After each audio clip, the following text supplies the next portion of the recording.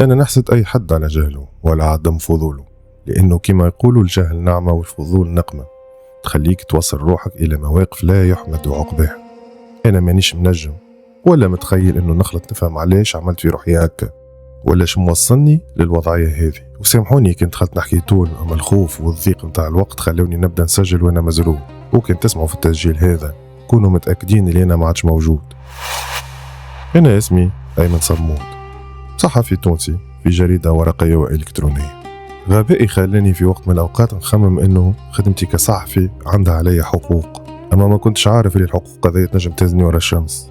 تصورت إنه كي نخدم خدمتي على قاعدة ونعمل بحوث معمقة في بالي نولي نجم ننسى حدودي وين يلزمني ناقف ويلزمني نخاف على روحي.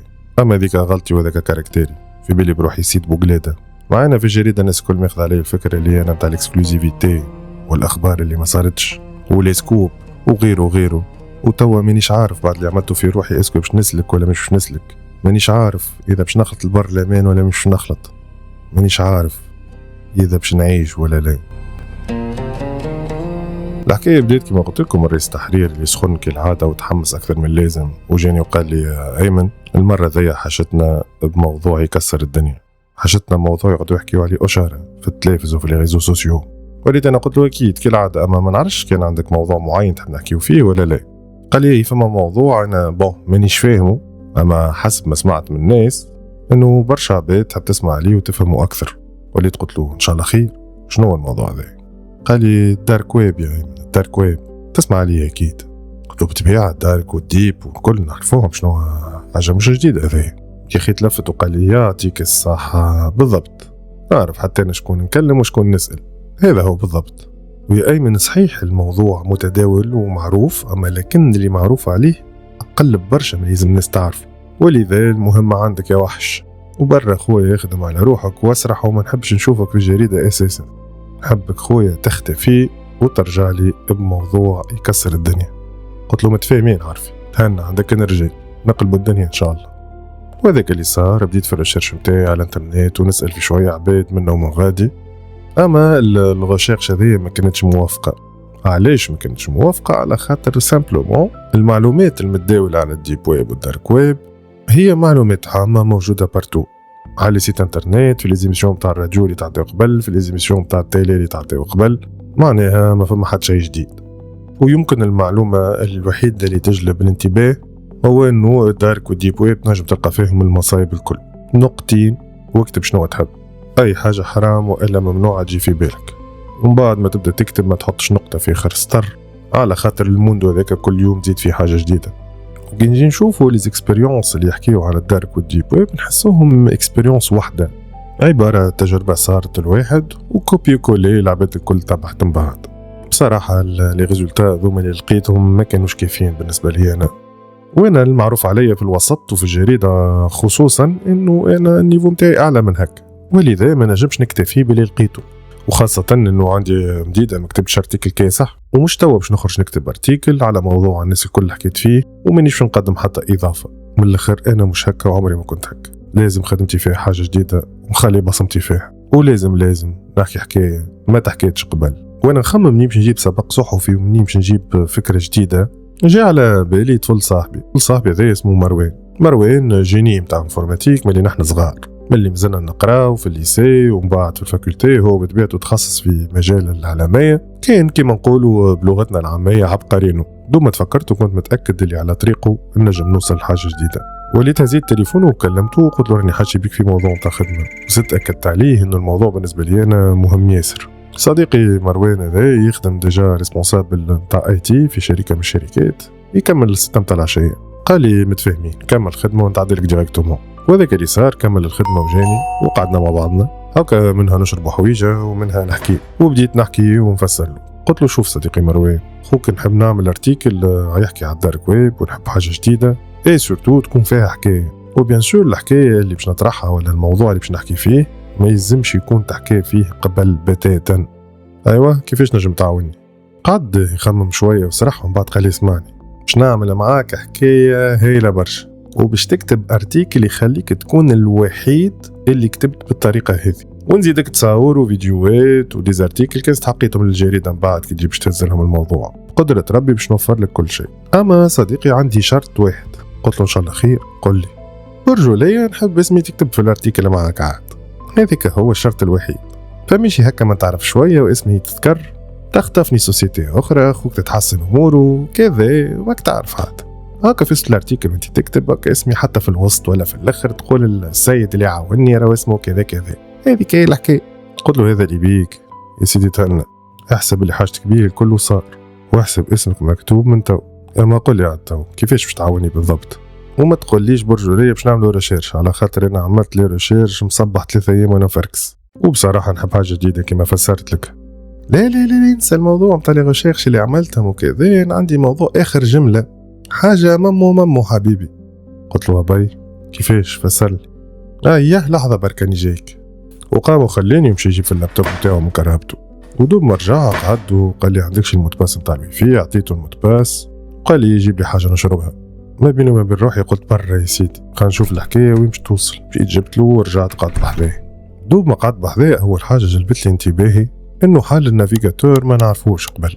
ماهوش جوجل كروم ماهوش فايرفوكس ماهوش أوبيرا ومن با سافاري. يعني مش نافيغاتور نعرفه قبل ولا ريتو قبل. اللي لاحظت إنه نافيغاتور هذا اسمه تور. اللون متاعو موف وتحسه سامبل هكا ماهوش كومبليكي برشا. وليت سألته قلت له شنو هو النافيغاتور هذا يا مروان؟ قال لي به بادئ إذا بدأ النافيغاتور اللي حاله هذايا هو يخلينا نكسيديو للدارك ويب. توا احنا اي ريشيرش باش نعملوه ولا اي حاجه باش نفركسوها رانا باش نفركسو في الدارك ويب. واللي تسألته شنو هو الفرق ما بين اللي ريشيرش اللي كنت نعمل فيهم انا على النافيغاتور العاديين وهذا؟ قال لي لا فرق بعيد وتنفصل لك. قال لي برا جيب ورقه وستيلو وابدا اكتب. اي الحقيقه انا وقت استغربت قلت يا سيدي دز عليا في البيدق يدرى شنو هي الحكايه. استغربت كيفاش معناتها الاكسي للدارك ويب ساهل بالطريقه هذيا جوست نافيغاتور يحلو ويبدا يشرش على روحه. خاطر حسب لي ريشيرش اللي عملتهم واللي قريته قبل مش اي عبد يدخل الدارك ويب ولا ساهل انه يدخل الدارك ويب. وحسب ما فهمت وقتها زاد اللي لازم برشا دي مانيبيولاسيون يتعملوا باش ناخذوا الاكسي. ما نعرفش علاش حسيته يفرق فيهم. قلت له معناها توا ساهله الحكايه اللي كيتمنى وحليت نافيغاتور ودخلنا. وقلت له راهو فرضا اللي نحنا توا على الدارك ويب نورمال معناها نستعمل فيه هكايا. تبسم وتلفت لي وقال لي شوف يا ايمن قبل الوقت اللي دوم طلع الموضوع نتاع الدارك ويب وغيره كانت الامور معقده شويه وكان فما لازم سيستم ديكسبلوطاسيون معين ندخلوا بيه ونخدموا بيه. اما توا الحقيقه لا الموضوع تطور والدنيا سهلت. ونزيدك زياده اللي توا عندنا عليه الاكسي هو الدارك ويب مش الديب ويب اللي هو اتعس واخطر. هذا اللي فيه الحاجات الغريبه والحرام والمخطره الكل اللي قريت عليهم في لي ريشيرش اللي عملتهم قبل. وظهر لي هذه هي البارتي اللي تمك انت تحب تكتب عليها. وراوك تستعمل النافيغاتور هذايا لازم شكون معك يفهم على خاطر مش اي ليان تنجم تدخله ومش اي حاجه تنجم تكليك عليها باش ما تهلكش الدنيا. ومن هنا تنجم خويا تشرشي وتفركس واعمل شنو تحب. ونجاوبك على سؤالك اللي قلت لي عادي تستعمل فيها كيكاي. نستعمل فيها عادي خاطر تحب ولا تكره عنده علاقه بالخدمه اللي نخدم فيها. ساعات نستحقوا في خدمتي سوا باش نزيد الرونفور سيستم سيكوريتي ولا نشوف حاجه اخرى شعلينا في ذكرها. وقتها زدت ركزت معاه فيش قاعد يعمل وحسيت انه الطريقه نتاع نافيغاسيون مختلفه على اللي نعرفوها نحن الناس الكل. واللي لاحظته زاد انه الفيتيس دو كونيكسيون والتصفح بين لي باج كان ارزن برشا من النافيغاتور النورمال. تحس الباج ويب بالسيف تتحل. وليت سألت مروان على سبب نتاع الرزن هذاك الكل وقت اللي انا خاطر حال الانترنت من تليفوني والكونيكسيون عاديه وتمشي مريقله. ولا فسر لي انه الرزن هذاك عادي جدا ونورمال على خاطر النافيغاتور التور يقعد يعمل في حاجه تتسمى كيما التشفير للي دوني نتاعك كيما لي بي كيما لوكاليزاسيون وغيره. وقت اللي يعمل لوبيراسيون دو كريبتاج هذيك ياخذ وقت باش يحلك الباج اللي انت تستنى فيها. دونك سي تو افي نورمال. وبدا مروان كل مره يدخل سيت شفنا حتى دي سيت اللي تنجم تشري منهم اثار باسواق ماهيش غاليه برشا. اما دي سيت اخرين يخليوك تنجم تشري دي كارت دو كريدي دي كارت دو ديبي دي كارت داسيورونس وفيهم فلوس بالطبيعه تنجم تستعملهم انت في اي ترانزاكسيون وبالطبيعه ما ينجم حتى حد يخلط لك من بعد. حتى لي بوب اللي يخرجوا على النافيغاتور وعلى الدارك ويب اون جينيرال كانوا غراب ماهمش كيما نعرفوهم. مش كيما تحل سيت نتاع بيراتاج نتاع افلام ولا مسلسلات تخرج لك بوبليسيتي نتاع اكتشف سر الحبة السوداء ومنافعها ولا انقر هنا لتربح $1,000,000. لا حاجات اخرى. لي بوبليسيتي الكل كانوا تحبشي تشري بيتكوين، تحبشي تشري فلوس مضروبة، تحبشي تشري أعضاء بشرية. هاو لي بوبليسيتي على شنو قاعدة تدور، تاع صاحبي ناقصك كلوة، ناقصك قلب، ناقصك رواري، تفضل. وانا كي شفت لي بوبليسيتي هذوكم ديجا بديت نخمم في الاسم نتاع الارتيكل، بديت نخمم في طريقة الطرح اللي باش تكون طريفة شوية. حتى لين عرضتنا بوبليسيتي عليه تصويرة نتاع طفلة عريانة كلها ومكتوب عليها اشتي انيمون. ما صدقتش اللي شفته. معناها يا معلم وصلنا نبيعوا الناس كاملين، ولا واللي فاتكم اغرب فما اقسام للتبرع زاده. تحب تتبرع بكلوة، تحب تتبرع بكبده، تحب تتبرع باللي تحب انت، تفضل. تحب تتبرع بروحك زاده كلك وافقه، تفضل. لا وما تقلقش روحك زاده، مصاريف التنقل والقتل والدفن الكل عليهم هما، انت وافق واش عليك في الباقي. سيرفيس 5 إيطوال الحقيقه. قد ما كنت نتخيل شنو نجم نلقى في الدارك ويب، عمري ما كنت نتصور باش نلقى اللي قاعد نشوف فيه بعيني. واللي زاد بهتني اكثر انه حتى العباد اللي قاعده تحط في الببليسيتي ولا قاعده تحط في ليزارتيكل للبيع او للشراء، حتى حد ما تشوف تصويرته ديما تشوف تصويره عندها علاقه بالبيوع ولا بالشراء. معناتها يحط لك تصويره نتاع بيتكوين، تصويره نتاع كابلوات نتاع بيسي، تصويره نتاع اعضاء بشريه، وديما يمشي. وبعد مديده باهي انا ومروان ولي ريشيرش مع بعضنا على برشا دي سيت، خذينا برشا ديزامبريمي اكرون على برشا حاجات وعلى برشا مواضيع وعلى برشا ديزارتيك. ابار لي سيت اللي ما كناش نجمو نعملو فيهم سكرين شوت وقت اللي تاخذ الامبريمي اكرون التصويره من بعد تجي كحله، واللي تانا نتخوبث كيما نجمش نعمل سكرين شوت ناخذ تصويره بتليفوني. وحاطط ما بيني وما بين روحي لو كان ما نكسرش الدنيا بالارتيكل باش نكتبه ما نسميش ايمن. واللي زاد طلبت من مروان قلت له برجوليه خليني انا نافيجي وحدي، نلم هكا منه من غادي نمشي حكايه وقصه نكتبها تجي مترابطه مع بعضها وتعطي معنى باهي. وهذاك اللي صار قامر من بلاصتو ومشى للبركون على اساس يحكي شويه في التليفون مع خطيبته، وقبل ما يمشي وصاني قال لي ايمن ما تمس شيء بالغالب، فما حاجه اسالني وتنقول لك. وليت هنيته وقلت له لا راني باش نعمل جوست طلة منه من غادي باش نجم نكتب حاجه مترابطه ببعضها وكاو. ومن غادي بديت انا نسرح ونمشي من بلاصه لبلاصه ونكليكي من لليان ونزيد ناخذ تصاور من هنا وتصاور من غادي ونشوف دي ليان معينين نتاع الشراء والبيوع الحاجات الممنوعه، وبرشا دي سيت اخرين شيء اقوى من العجب. دي سيت يعطيوك دي كونت نتفليكس ارخص حتى من نتفليكس بيدو، كونتوات ابل تي في موجود، كونتوات امازون موجود ارخص من امازون بيدو، شيء كبير واقوى من الخيال. حتى لين وانا نافيغي في وسط لي بوبليسيتي اللي قاعدين يخرجوا لي خرجت لي بوبليسيتي للتبرع بالاعضاء، ودوم ما جيت عيني على البوبليسيتي حسيت انه هذا باش يكون سكوب ونفهم منهم شنو طلباتهم ولا شنو الانسان لازم يعمل باش يتبرع. وليت كليكيت على البوبليسيتي ودخلت للسيت. السيت الحقيقه الديزاين نتاعو كان يخوف شويه، تصاور منثوره منه من الاعضاء بشريه. انا عرفش كي تبدا تنافيغي تحس قلبك مقبوض. ودوم ما ركزت شويه فما فورمولير ومن فوق ميساج اللي انا لازمني نعمر الفورمولير هذاك. كيما تعرفوا اي سيت باش تشريو منه حاجه لازمك توافق على الشروط المذكوره، شروط البيع، شروط الشراء، شروط الترجيع، الجارانتي كان تحب زاده. وتحت الفورمولير حاطين ريمارك اللي هما عندهم سيرفيس في اي بي، معناها ما تهزش يدك الراسك، هما يتكفلوا بكل شيء. الغريب في الموضوع ان الفورمولير اللي باش تعمروا ما همش طالبين فيه لا اسم لا نمرو تليفون لا ادريسه لا حتى شيء من معروف.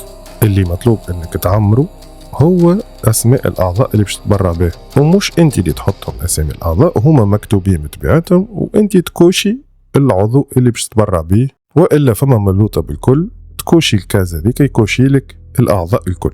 يعني بصفه اوضح يا تختار انت عضو 2 3 اللي تحب، والا تنزل على الكارو الاخراني ويسيلكسيوني لك الاعضاء الكل. وليت سيلكسيونيت الاعضاء الكل ونزلت سويفون. جاتني الباج اللي بعدها، الباج اللي بعدها هي اللي نعرفوها الناس الكل انه باش نوافق على الشروط، جي لو اكسبتي. وطبيعة كما الناس الكل تعمل سويفون موافق سويفون. وافقت على كل شيء. المهم نشوف شنو اللي تاب اللي بعدها. خلطت للباج الاخرى مكتوبه كليكي سور تيرميني، ما كنتش من العاكسين ونزلت. خرجت لي الدوره نتاع شارجمون وبدا يشارجي. انا كنت نتصور انه باش تخرج لي باج اخرى يحبوا فيها لي كوردوني ولا لي ديتاي، وما راني الا الباج تسكرت. ومن بعد حلت لي ماب، خريطه كبيره على كبر الاكران. بدات الخريطه تصغار كأني قاعدين نزوميو عليها، حتى لين قاعد نشوف فيها تقرب كلمه تونيزي. ومن بعد نشوف فيها قاعده تقرب للولايه اللي انا فيه، ولايه تونس تونس. بعد ماشيه وتزيد تقرب للحومه اللي انا فيه، لين في الاخر شفت حومتي. حتى لين تحط سيبل أحمر على عنواني بالضبط. أنا وقتها ما استوعبت شنو اللي صاير. أخي مش قال لي مروان راهو نافيغاسيون على الدارك ويب راهي كريبتي وحتى حد ما ينجم يوصل للأدريس نتاعك، كيفاش نجموا يلوكاليزيوني هكا فاسيلمون؟ وليت قاعد ننزل باش نسكر الباج على بعضه باش نقص اللوكاليزاسيون اللي قاعدة تصير لي. الباج ما تسكرتش، ومن بعد خرجت لي ايكون خضراء ومكتوب عليها بالعربية مرة هذه مش بالفرنسي: لا يمكنك الرجوع إلى الخلف، في غضون أيام سوف يتم تنفيذ طلبك. الحقيقة ما قعدتش باهت برشا، سكرت فيسا على الفناتر وتسكرت المرة هذيا ونحيت اللابتوب من قدامي وقاعد نتسائل شنية الطلب اللي باش ينفذوه. قاعد نتسائل وباقي نتسائل ما بيني وبين روحي اش عملت أنا، على شنو وافقت، على شنو عملت. اوكي هكاك ونشوف في مروان راجع داخل من البركون ويسأل فيا اش عملت، كملت ولا لا. انا بيني وما بين روحي وقتها قلت بكش عملت مصيبة يا ايمن، وحسيت اللي انا عملت مشكلة بالحق وانا مانيش ردت بالي، وهو مازال جايني باش يقعد بحذايا. شفت كان الإكرام تاع تليفوني شعل وقتها متبهذيلة، ما كنتش حتى مهتم باش نشوف شنو جاي في التليفون، وحسيت لو كان مروان يعرف شنو عملت اللي باش تولي مشكلة كبيرة. بالرغم اللي انا مانيش عارف روحي شنو عملت، حتى نخمم زعما نقول له زعما لا، ومن غير ما نخمم حتى دقيقة قلت له اسمعني مروان، خلي لي عايش خويا البيسي الغدوة، مازلت راني حاجتي بيه وما كملتش. قلت له ربي غدوة الصباح قبل ما تمشي لخدمتك تلقاني قدامك ونمد لك قضيتك. ولا يتسائل شنو اللي باش نخليه لك يا اخي، انت قال لي بالرسمي ما كملتش لتو. جاوبته وانا مبهذل، قلت له لا لا لا مازلت، هالدارك ويب هذا يطلع بحر ومازال عندي ما نكتب ومازال عندي ما نفركس. وهنيت وقلت له راني مش نحل شيء من دوسيتك اللي على البيسي ولا تصاورك ولا حتى شيء. تهنى قال لي لا لا ما تخافش، انا بيدي مانيش حاطط حتى دوني على البيسي لا تصاور ولا حتى شيء، اللي موجود الكل فيه تابع الخدمه. وعلى ما ضض وافق قال لي به ياي الغدوه كهو عايش خويا، ونتقابلوا صباح قبل الخدمه خاطر راني نخدم بيه واللي دوني نتاع الخدمه الكل في وسطه. وليت وعدته كيما تفهمنا غدوه صباح يكون عنده. يرحم والدي الحقيقه مروان خلى لي البيسي نتاعو وروح على روحه. ما لقيت روحي وحدي، قمت نمشي في الدار نمشي ونجي كالمهبول. مانيش فاهم شنو عملت، مانيش فاهم اللوكاليزاسيون تاع داري كيفاش صارت، مانيش فاهم الشروط والبنود شنو اللي وافقت عليهم، ومانيش فاهم الطلب اللي باش يوصل لي شنو بالضبط. قاعد نقول بيني بين روحي زعما يا ايمن ورطت روحك في موضوع وانت ماكش فاهم.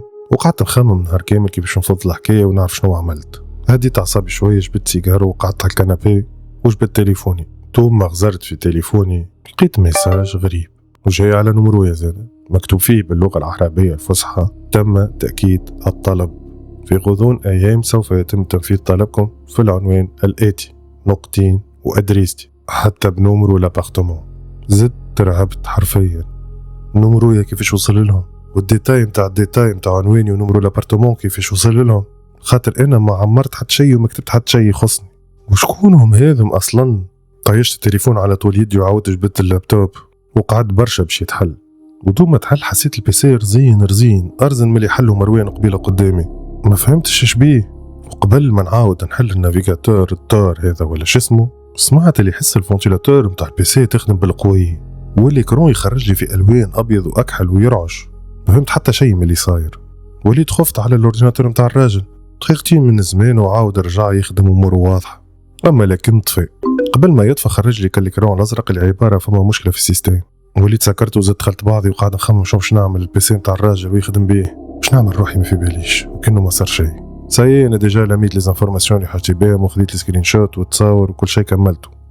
يزي فيه برك قلت خويا نهز له غدوه اورديناتور والصباح قبل الخدمه وكأنه ما صار شيء، ومن بعد اللي باش يصير خليه يصير. خلينا نفهم الساعه هي فما مشكله من الاساس ولا لا، وباش تسلك ولا مش تسلك. مو غدوه انا قمت صباح بكري قبل حتى وقت الخدمه نتاع مروان ومشيت للجريده، هزيت معايا لونسومبل نتاع التصاور وليزارتيكل الكل اللي نجم نعطيهم الرئيس التحرير ونتفاهم معاه وقتاش نبدا نكتب الارتيكل.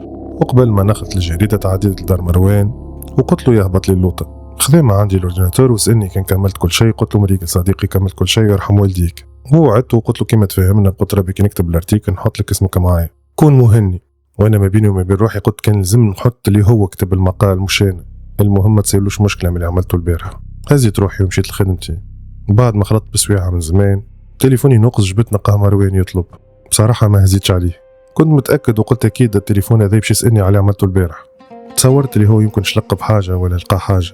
قلت طيب مش لازم نهز تو، انا بيدي مانيش في المود جمله ومانيش ناقص عصب اكثر من العصب نتاع رئيس التحرير اللي يمرش فيا تو بالتليفون كل نص ساعه ويزرب فيا باش نكتب الارتيكل ويخرج يطبع. وحسب اللي فهمته منه انه فما جرايد اخرين سمعوا بينا باش نكتبوا الارتيكل هذا وبداو يخدموا عليه هما قبلنا، وكان ياخذوا يكتبوا قبلنا ويخرجوا قبلنا باش نخسروا الاكسكلوزيفيتي. وبدا يلز لي ويزرب على الاخر. وانا بالضغط نتاعو وهو وقدامي لي زانفورماسيون هذوكم وتصاور هذوكم الكل ولي زارتيكل اللي لميتهم الكل، ما عادش فاهم منين نبدا. والمطلوب مني في وسط هذاك الكل انه نخرج منهم حكايه وارتيكل متناسق ويكون غير عادي. وفي نفس الوقت مروان قاعد يطلب فيا ويعاود. الحقيقه تلفته وقته وتلفت تليفوناته، يطلب على نمرو، يطلب على الواتساب ويبعث لي في المساجات على الواتساب، وقبل ما يزيد يبعث لي مساجات اخرين على الواتساب ويزيد يشتت لي الكونسنتراسيون.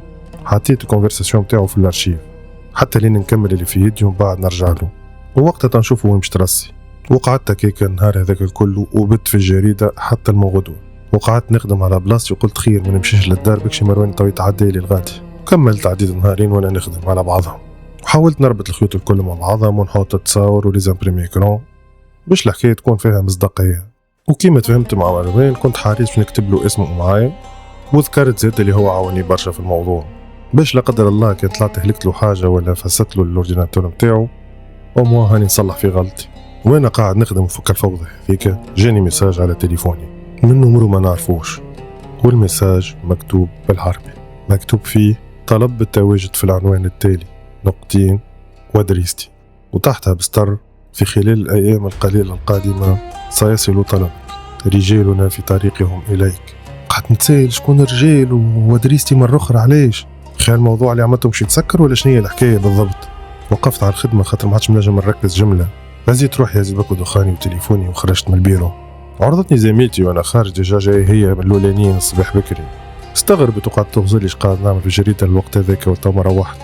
سالتني قالت لي قاعد تعمل نهارين ما روحتش من البيرو، وليت جاوبتها خف لف، قلت لها سامحني راني غاطس نهارين هذوما في خدمه كبيره وسامحني حتى كان ما نسالش عليك وكذا، دوما نكمل ان شاء الله تو نكلمك. وليت قالت لي باهي عايشك وكي تكمل كان تحب تحكي لي الموضوع نتاع الارتيكل الجديد قل لي، كي ما تحبش مش مشكل زاد.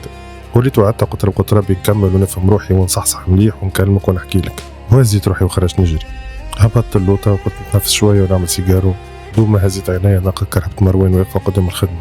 ظهر فيه استنى فيا قدام الخدمه الصباح يقولك تو نجي من الدار تو ما في بالوش اللي انا بايت غادي.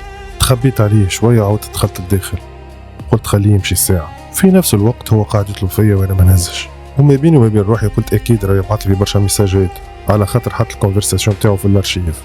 واللي كان في مخي الكل هو انه نلقى عبد نساله باش نفهم شنو اللي صاير اولا وشنو اللي باش يعملوه وشنو اللي مازال باش يصير، ومو باش نفهم المساجات اللي قاعده تخلط لي هذيا عندهم معنى معين وهلا جوست يخوفوا فيا وكهو ديزانفورماسيون عاملين عليا جو. قلت ما بيني وما بين روحي تعرف كيفاش برا خرج المروان برا، ومو نفهم انه هو المواضيع هذيا كيفاش تتفض ونسألو كان فما اساسا طريقه نفضوا بها الحكايه ولا لا. وهذاك اللي صار خرجت له لقاه مازال قاعد في كرهبته، دوما شافني خارج من الجريده هبط يجري من الكرهبه وشفته جاني يجري خلى حتى باب كرهبته محلول ما سكروش وراه. دوما خلط لي دزني من كتفي وقال لي اخي قاعد نكلم فيك شبيك ما تهزش، نجم نفهم علاش ماكش تهز عليا يا اخي شو عملت فسر لي شنو عملت. وليت شديته من كتفه وقلت له اطلع في الكرهبه راك باش تعمل لي مشكله قدام الخدمه، اطلع في الكرهبه خلينا نحكيو عايش خويا. ودرت انا من الشيره الاخرى وطلعنا في الكرهبه. دوما طلعنا قلت له سامحني مروان راني ما كنتش نجم نهز عليك، لازم غاطس في الخدمه برشا ولازم ما كنتش عارف شنو عملت بالضبط، والحقيقه كنت حاشم منك قلت بكش نطلعش هلكت له البيسي ولا حاجه. تلفت وقال لي معناها انت توكي ما تهزش عليا تتسمى ما هرتهاش الدنيا هكاكا، راك مادامك ما تهزش عليا باش تهزنا الكارثه انا وياك، الا ما تقول لي شنو عملت باش نعرف كيفاش نفضها. قلت له يا مروان راني ما عملت حد شيء، جوست قعدت نفركسي معلومات تفيدني على الارتيكل اللي باش نكتبه، وانا فركس هكاك دعثرت في سيت يبيعوا في ليفيزا المضروبين، وبصراحه بيني وما بين روحي حبيت نزيد ندخل ونشوف شفما بالضبط. وفي السيت هذاك خرجوا لي دي بوب اخرين عملت عليهم دي سكرين شوت ومن بعد سكرت وخرجت. بعد شوي اخر عاودت حليت الاورديناتور نلقاها رزين وما حبش يتحل فاسيلمون. هذاك هو الموضوع اللي صار، غزل لي غزره نتاع شك، وفي نفس الوقت حسيته انه كان متوقع حاجه اكبر من هذه وعنده الحق الحقيقه خاطر انا كذبت عليه. حكيت له حكايه حول سيت يبيعوا فيه لي فيزا المضروبين وما نعرف شنو، مانيش عارف روحي حتى علاش كذبت عليه. زاد غزل لي وسالني كان هذايا هو اللي صار الكل ولا فما حاجه اخرى مخبيها عليه. وليت قلت له هذاك هو اللي صار، قلت له خاطر انا ما نفهمش برشا في المواضيع هذيا في بالي بروحي عملت كارثه، هذاك علاش خبيت عليك وما كنتش نهز عليك في التليفون خاطر مش عارف حتى شنو باش نقول لك. تلفت وقال لي يا ولدي راني عندي نهارين ما نرقدش مانيش فاهم شنو عملت وشنو اللي صار، واللي زاد فجعني وحيرني نطلب فيك كل يوم وما تسش عليا باش كان فما حاجه صايره هكا ولا هكا نعرف شنو نعمل. غزرت له وقعدت نخمم وكنت باش نستعرف كل شيء وما نعرفش علاش سكت. وقلت له لا مريقل يا مروان ما صار شيء يا بالي قلته لك، وانا جوست قلبي رهيف شويه وخفت. اهم حاجه يا مروان اورديناتورك اموره واضحه جو باهي؟ ولا قال لي لا جو باهي ما فما شيء، جوست عاودت انستليت له الويندوز وليت جاوبت قلت له معناتها سالكة فما حد شيء جراف. قال لي هي سالكة يا نتاع الدارك ويب جملة. كتبت لي اسمي ولا طفيت الضوء؟ قلت له والله لا كتبت لك اسمك تهنى. تبسم وسألني قال لي وين ماشي تو؟ قلت له راني مروح للدار. قال لي تحب نوصلك؟ قلت له لا عندي كرهبتي هنا. وليت هبطت من كرهبته وسلمت عليه ومشيت هزيت كرهبتي وروحت. ثم خلطت للدار حسيت روحي متفرهد شوية كأنه حمل وتنحى من على كتافي. وموا الاورديناتور نتاع الراجل ما صار له شيء، خاصة اني حكيت له شوية وقلت له راني لبزت هكا وهكا وهكا وكان فما حاجة تتعمل راوي نجم يعملها تو، مع انه اللي صار بالرسمي مختلف على حكيته له. المهم اني حكيت له اي حاجة تو بغلو ماما باش ما يقعدش يطلب فيا على بعضه، وباش كان فما حاجة نجم يعملها خليه يعملها. وما ما نحسش اني عامل كارثة، كما انا زعما مش عامل كارثة بالرسمي. توا الحمل الثاني اللي قاعد على كتفي هو الارتيكل اللي لازمني نكمله لف ما كانش اللي عملته هذا الكل باش يتيح في الماء. واللي مازال ناقصني هو كيفاش نربط الاحداث في الارتيكل ونكتب قصة ونخلي الناس تقراها. كان في مخي قلت علاش ليه كان يهبطوها جريدة وتضرب الحكاية يردوها حتى بودكاست وتمشي معايا يوتيوب وتيك توك وكل شيء. كنت بريسك متأكد اللي الارتيكل باش يضرب. واخر حاجة قعدت نخمم فيها وحسيتها حمل زاد على كتافي هي المساجات اللي قاعدة تجيني على تليفوني. نتسائل قلت زعما شنو حكايتهم، باش يقصوا ما عادش يبعثولي ولا باش يكملوا يبعثولي؟ نقعد نستنى فيهم باش يجي ولا نطفي الضوء ونعمل روحي ما صار شيء؟ برشا أسئلة كانت تدور في مخي. من غدوة الصباح كانت 7 متاع الصباح نسمع في الباب يدق. تلمون كنت تعب وكاو وما فيا ما يتهز ما قمتش حليت، وشورتو خاطر الباب ما قعدش يدق برشا. وليت درت على جنبي الاخر وكملت رقدت. مع 8:30 تليفوني نوقص، جبت التليفون نلقاه مروان يطلب، وانا بصراحة وقتها عندي 3 أيام ما رقدتش وتعب وعندي موقم تاع نوم وماذا بيا نقوم في فورمة ومتفرهد ونكمل الارتيكل. وليت ما هزيتش عليه وكملت رقدت على روحي. قمت من بعد نلقاها 4 متاع العشية. دوما قمت فكرت التليفون ومروان اللي طلبني الصباح، كلمته مرة 2 3 ما يجاوبش. وليت قمت على روحي عملت قهيوتي وخرجت للبركون. قلت نعمل قهيوتي وسيجاروية ونكمل نكتب الارتيكل وان شاء الله نكمله اليوم.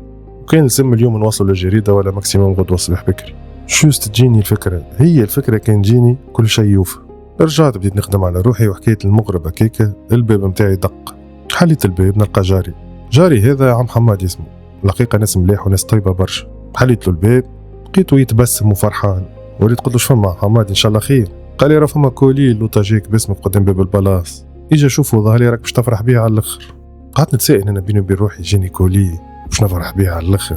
هزيت مفاتحي من فوق الطاولة وهبطت معاه. ودوب ما خرجت قدام باب البلاص نلقى كرذونة كبيرة. الكرذونة كان فيها فريجيدير. تلافت لي عمك حمادي وقال لي ان شاء الله مبروك يا ايمن. وليت نسال فيه هنا قلت شنو هو هذا يا عم حمادي؟ تاع شكون هذا يا ظهري مش متاعي راه. ولا جاوبني وقال لي راهو جاوك قبيله جماعه نتاع ليفريزون بالبادجوات نتاعهم وقالوا راهو الكولي هذا تبع ايمن صمود. وليت قلت لهم باهي راهو جاري تو نطلع نقول له، وزادوا اكدوا لي هما نمرو البورتمان والليتاج نتاعك. ومشى وقعد يسال فيا بكش ربحتها في كونكور ولا ربحتها في حاجه.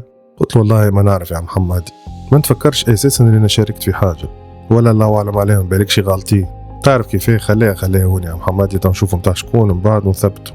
كان متاعي كي قعدوا يكلموني يقولوا لي رانا بعثناها لك. زدت سالته كان خلاو شي ورقه ولا حاجه ولا ريسو. قال لي لا واكدوا لي اللي هي باسم ايمن صمود دوزيام ايتاج لابارتمون الثاني. زدت استغربت، عاودت طلعت على روحي ودوب ما دخلت لداري تليفوني كونيكت على الويفي ديريكتومون وجاني ميساج على الواتساب. الميساج كالعاده من نمرو ما نعرفوش مكتوب فيه بالعربي، والميساج كان فيه شكرا على اتمام الاتفاق وعدم الاخلال به. تم التعامل مع المتبرع وفقا لجميع الشروط التي سبق وان وافق عليها، ما عدا الاستناد الى شرط وحيد من الشروط الاستثنائيه وهو تغيير الموقع الجغرافي المحدد مسبقا للعمليه. وتم التعامل وفقا للبند رقم 14 والذي ينص على ضروره اتمام المهمه خارج المنزل اذا استلزم الامر ذلك. وبعد نقل الاعضاء التي وقع ذكرها في الطلب تم إرسال ما تبقى من أعضاء إلى الموقع الجغرافي المذكور، وكالعادة نقطتين ومكتوب العنوان متاعي ومن اللوطة بالكل كاتبين لقد تمت المهمة بنجاح، نشكركم على ثقتكم بما نسعى جاهدين أن نقدمه في سبيل راحتكم.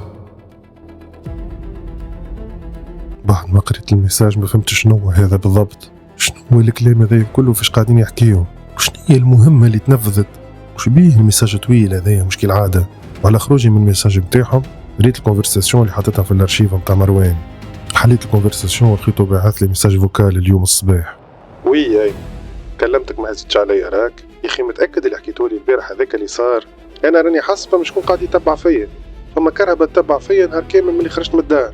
وقد ماني نحاول نضيعهم وشي ديما يتبعوا فيا، قد ما بعدت وقد ما هربت قاعدين يلقاوني.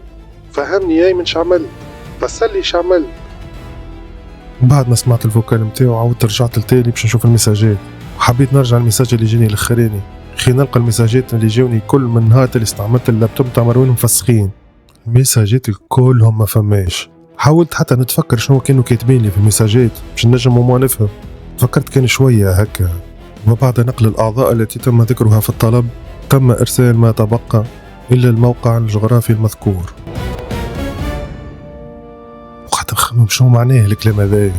بعد شي في مخي الكوليلي اللوطة فريجيدير. هبط نجري ودقيت على محمد في ثنيتي وقلت له اهبط معايا. هبط مسكين يجري ورايا مش فاهم شيء. قال لي فما؟ قلت له هي طلع معايا الفريجيدير هذايا الفوق.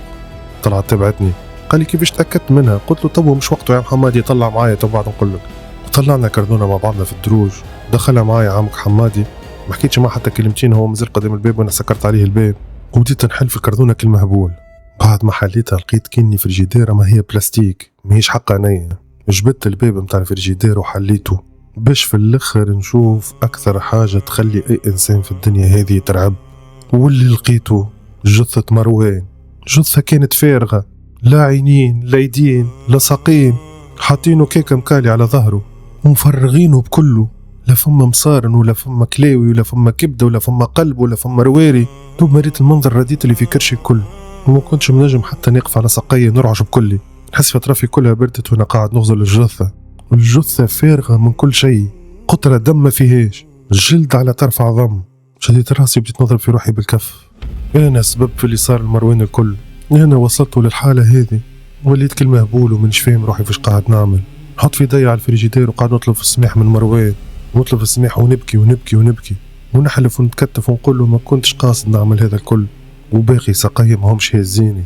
قاعد نخمم شنو باش نعمل في المصيبه اللي صارت لي. والحاجتين اللي كانوا في مخي هو مروان اللي خسر حياته وانا اللي بسيط زاده. ومن بعد اكثر من ساعه وانا قاعد متربع قدام جثه مروان فهمت ودخلت لعقلي المعلومه اللي انا بسيط وما عادش فما حتى حل. قد ما نحكي وقد ما نقول حتى حد ما باش يصدقني اللي صار ماهوش بالعالي. قمت وقعدت ندور في الدار واي حاجه وليت نعمل فيها مش بإرادتي. عباره فما شكون يعطي فيا في التعليمات ولا قاعد يحرك فيا. وليت سكرت باب الفريجيدير وعاودت رجعتها في الكردونه كيما كانت بالضبط. وعاودت مشيت دقيت على عمك حمادي وطلبت منه السماح اللي سكرت عليه الباب قبيله. قلت له راني كنت داخل بعضي وطلبت منه يعاود يهز معايا الفريجيدير ونهبطوها اللوطه. قاعد يسال فيا كان طلعت فما غلطه في الكولي ولا شنو الحكايه. وليت قلت له وي فما غلطه يا محمدي فما غلطه. ولا يتحسر ويقول لي كان جاتني لي انا. بيني ما بين روحي قلت له لو كان تعرف شنو في وسطها يا محمدي عمرك ما تقول الكلام. خلطنا بها اللوطه ولينا طلعناها فوق كرهبتي وربطناها بحبل وديما ريت ومشيت ومانيش عارف على روحي حتى وين ماشي بها. وقعدت ندور في الكياسات هكاك ساعتين كاملين وانا ندور في الكياس كمهبول ويدور بجثه في فريجيدير. قعدت ماشي حتى لين لقيت روحي خرجت على الأوتورود. حتى لين تلفت يمين ويسار لقيت خلاو قفار. وليت وقفت الكهرباء وهبطت من غير ما نشعر. زدت دخلت شويه على بيست على ساقية وقعدت نحفر بيديا كالمهبول ومانيش حاسس بروحي. حتى لين الدم خرج من يديا من كل بلاصه. حتى المهبله ما يعملوش كيما هكا. الحفره اللي عملتها ما كانتش غارقه برشا. جاني في مخي كان جوبش نطيش فيها الجثه ونغطيها شويه وبرا. المهم ما تظهرش من بعيد. الكردونه زادت كانت مخوفتني. حس في روحي قاعد ندور بمصيبه. وليت حرقتها غاتي سور بلاس اما بعيد شويه على الحفره اللي حفرتها. ودوب ما النار شدت فيها وشعلت بكداي طلعت في كرهبتي وهربت. روحت وانا مش فاهم روحي شنو عملت كيفاش وصلت للي انا فيه. قبيله شويه دفنت صاحبي في الخلا والقفار في بلاصه لو كان يسالوني عليها مره اخرى والله ما نعرف عليها وين. خاطر لا كنت مركز ولا كنت في وعي. دخلت في صال الدوش روشت ودويت يدايا وانا كيكا وتليفوني نقص. تفجعت التليفون ما عادش نحب نسمعه ينقص. اللي كان كلم فيا كان رئيس التحرير. هزيت عليه بدا يعيط عليا وقال لي كان الارتيكل غدوه ما يهبطش تعرف شنو يستنى فيك. الناس باش تسبقنا وتهبط الارتيكل في جرايد اخرى وانت تسيب في الدلال نتاعك. بيني وبين روحي قلت له نتدلل. لو كان تعرف شنو صارلي في جرتك وبسبب الموضوع اللي وحلتني فيه. وقبل ما يعلق قال لي غدوه الصباح تكون قدامي انت والارتيكل. علقت وما كنتش عارف شنو نعمل. انا بيدي وصلت صاحبي للموت وبيدي مطلوب مني نكتب ارتيكل ما كاش نخسر خدمتي ونخسر حياتي. حاولت نرقد ما نجمتش. قمت جبت البيسي متاعي وحليت الدوسي متاع الارتيكل وكل ما عيني تجي على اسم مروان نبكي. وبكيت أكثر وقت اللي رصات لي مفسخ في اسمه من الارتيكل باش ما نتورطش في حد شيء بعد، خاطر أكيد تو ولا تار مش يعرفوه توفى، مش يعرفوا بلاصة الجثة ولا مش يعرفوا، هذيك حاجة ما نعرفهاش. أنا وزهري وأنا زهري نعرفه. بعد ما فسخت الاسم كملت نكتب في الارتيكل، ويدي مانيش حاس بها من وجيعة بعد اللي حفرته هذاك الكل. وكتبت القصة متاع الارتيكل تحكي على واحد تورط مع عصابة في الدارك ويب وضحى برشا حاجات، وكملت الحكاية وزدت فيها من عندي. ومانيش عارف على روحي بالأفكار اللي قاعدة تجي ولا فاش قاعد نكتب بالضبط. استوحيت اللي استوحيته من اللي صار، والباقي يدي كنت تكتب وحدها. قد عديت وقت سهر ونكتب والله ما نعرف. اللي نعرف كي هزيت راسي من الاورديناتور نلقى روحي كملت وبعثت كل شيء بالايميل لرئيس التحرير. مو غدوة الارتيكل خرج، وكيما كنت متوقع ورئيس التحرير متوقع، الارتيكل ضرب وزعزع الدنيا والناس الكل تحكي عليه. وخاصة القصة اللي كتبتها في الارتيكل أثرت في برشا عباد، وجاتني برشا فلوس على الخدمة هذيك. أما الفلوس كي جات ما كان عندها حتى معنى، ولا حسيت بها ولا فرحت بها. بربي كيفاه باش نفرح وقت اللي عملته هذا كل عملته بدم صاحبي، وذنبه الوحيد هو اللي نقرر يعاوني وقت اللي لقاني مستحقه.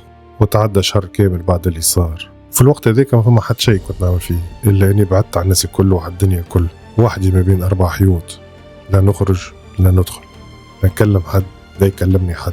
أما من غير ما نخلي الناس تشك فيا، وخاصة أنه التحقيقات في وفاة مروان تحلت. وليت منعزل على العباد وأنا في وسطهم، لا نتكلم لا نحب شكون يكلمني. الوحيدة اللي كنت حاسة بيا وإلا نوعا ما فاهمة شنو هو صاير معاي والقصة متاع الارتيكل اللي كانت مستوحاة هي زميلتي سحر اللي حكيت لكم عليها قبيلة، واللي حتى كيف فرغت لها قلبي ما تبدلتش حاجة كبيرة. بالعكس قاعدة تلوم على السيد اللي مكتوب عليه القصة، كيفاش كان ساقط، كيفاش كان مش في المستوى وضحى بصاحبه على خاطر الفلوس والنجاح. كلام هذا خلاني نكره روحي أكثر وأكثر، ما عادش نجم نغزر روحي في المراية. واليوم عنا أكثر من شهرين من اللي صارت الحكاية، وأنا حالتي ماشية للأتعس لدرجة أني حاولت ننتحر برشا مرات. أي والله العظيم وصلت للانتحار، أما ما نجمتش وخفت. أما حكاية الانتحار ما تنحاش من مخي جملة، وكنت نسعى باش نعملها بأي طريقة.